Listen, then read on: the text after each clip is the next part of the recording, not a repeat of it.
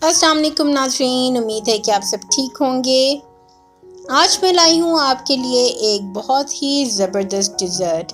आज हम बनाने जा रहे हैं एक तुर्किश डिज़र्ट जिसे sultans लोकुम, Pasha lokum, Turkish delight और स्नो रोल्स के नाम से भी जाना जाता है। ये बहुत जल्द, बहुत आसानी से बन जाने वाली डिज़र्ट है और मज़े की बात यह है कि ये मेल्ट इन माउथ डिज़र्ट है, मुंह में फ़ौरन घुल जाने वाली। आपको ये रेसिपी ज़रूर पसंद आएगी, ज़रूर इसे ट्राई कीजिएगा। अपने फ्रेंड्स और फैमिली के साथ शेयर कीजिए और जब ट्राई करें तो हमें कमेंट्स में ज़रूर बताइएगा कि आपको ये कैसी लगी। वीडियोस को लाइक करना, शेयर करना और चैनल को सब्सक्राइब करना ना भूलिएगा। आइए चलते हैं रेसिपी की तरफ।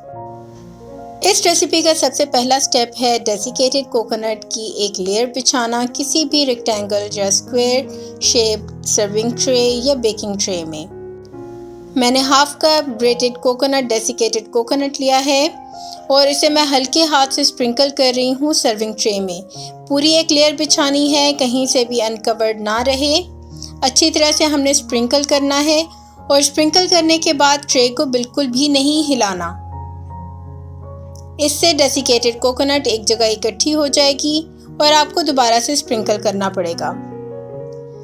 स्टेप नंबर 2 है इसका मिक्सचर तैयार करना। रोल्स का मेन मिक्सचर तैयार करने के लिए मैंने लिया है हाफ लीटर दूध। दूध को मैंने सॉस पैन में डाल दिया है। साथ ही इसमें मैं शामिल कर रही हूँ हाफ कप मैदा।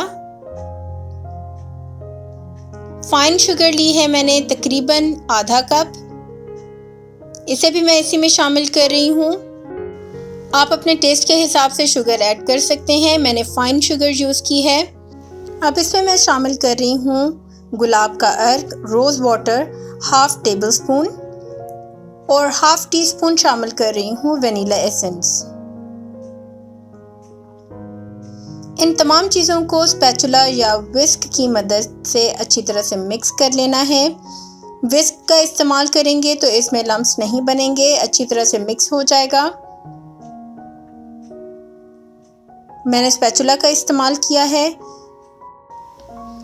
अच्छी तरह से मिक्सचर मिक्स हो जाए तो हम इसे चूल्हे पर चढ़ा देंगे। हल्की आंच पर हमने इसे मुसलसल चम्मच चलाते हुए पकाना है। जैसे जैसे ये पकता जाएगा, घना होता जाएगा, मुसलसल चम्मच चलाते रहें ताकि इसमें गुठलियाँ ना बने।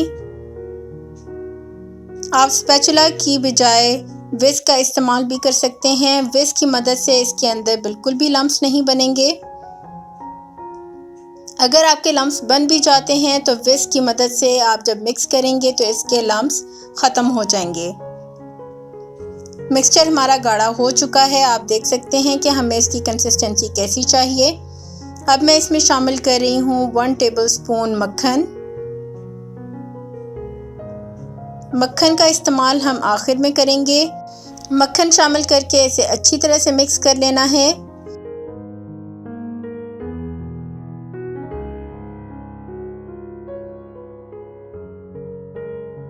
मक्खन अच्छी तरह से मिक्स हो चुका है और मिक्सचर भी हमारा गाढ़ा हो चुका है, परफेक्ट कंसिस्टेंसी है। आप देख सकते हैं कि हमें कितना गाढ़ा चाहिए। अब इस मिक्सचर को हमने स्प्रेड करना है डेसिकेटेड कोकोनट पर जो हमने ऑलरेडी ट्रे में स्प्रेड की हुई है।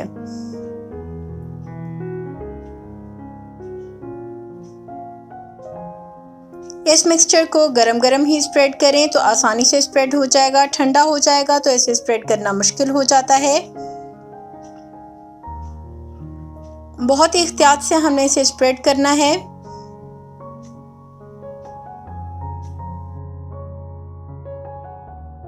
आप देख सकते हैं कि किस तरीके से हमने इस मिक्सचर को कोकोनट के ऊपर स्प्रेड करना है।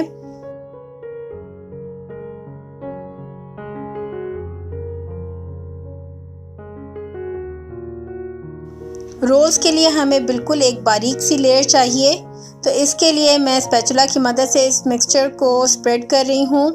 बहुत ही हल्के हाथ से स्प्रेड करना है।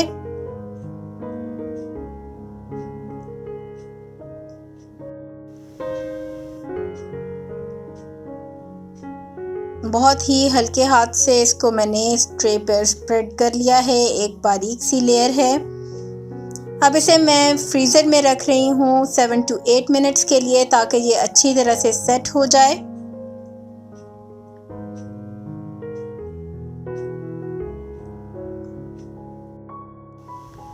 सात से 8 मिनट हो चुके हैं। फ्रीज़र से मैंने ट्रे को निकाल लिया है। हमारा मिक्सचर भी अच्छी तरह से सेट हो चुका है। अब नेक्स्ट स्टेप है इस पर विपिंग क्रीम की एक लेयर बिछाना। इसके लिए मैंने विपिंग क्रीम ली है तकरीबन 1.5 कप। मिक्सचर भी आप देख सकते हैं कि हमारा अच्छी तरह से सेट हो चुका है। विपिंग क्रीम की एक पतली सी लेयर मैं स्पैचुला की मदद से बिछा रही हूँ इसे मिक्सचर के ऊपर। बहुत ही हल्के हाथ से हमने स्प्रेड करनी है विपिंग क्रीम भी।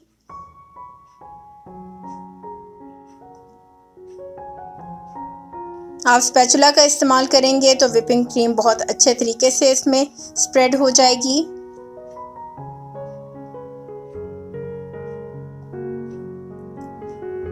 विपिंग क्रीम हमारी स्प्रेड हो चुकी है मिक्सचर पर। नेक्स्ट स्टेप है इस पर मेवे की एक लेयर बिछाना। मैंने अखरोट का इस्तेमाल किया है, तकरीबन 3/4 कप हमारे पास अखरोट है। इनको मैंने मोटा मोटा पीस लिया है। उससे पहले मैं इसको कट कर रही हूँ। सबसे पहले दरमियान में एक कट लगाना है और इसको डिवाइड कर लेना है 8 हिस्सों में। इससे हमारे 8 रोल्स तैयार होंगे।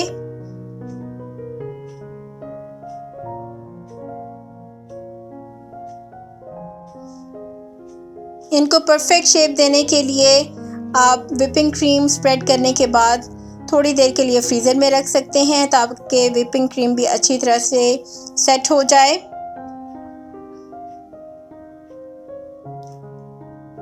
मैंने 8 पोर्शंस में इसको डिवाइड कर लिया है। अब मैं इसमें स्प्रिंकल कर रही हूँ अखरोट।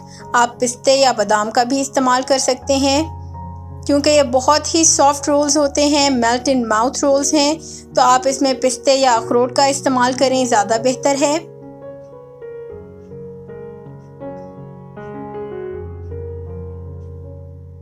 इस रेसिपी को ज़रूर ट्राई कीजिएगा। बहुत ही आसान और मज़ेदार, जल्द बन जाने वाली रेसिपी है।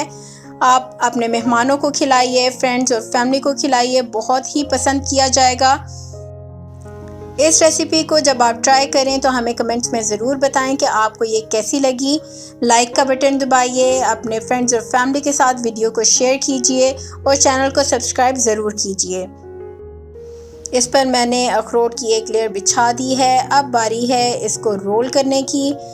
अब बहुत ही एहतियात से, हल्के हाथ से हमने इन रोल्स को रोल करना है।